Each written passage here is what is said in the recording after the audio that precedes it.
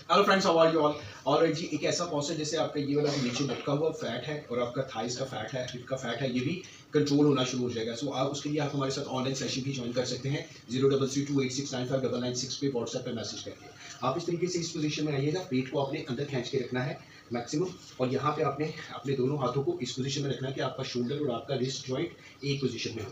यहाँ पे आपने अपने राइट वाले पाँव को ऐसे बिल्कुल स्ट्रेट करना है, अपनी गर्दन को ऐसे उठाना है, और यहाँ पे आपने अपने घुटने को, राइट वाले घुटने को बेंड करते हुए इसको अपने राइट वाली एल्बो की तरफ लेके आना है। 1 2 3।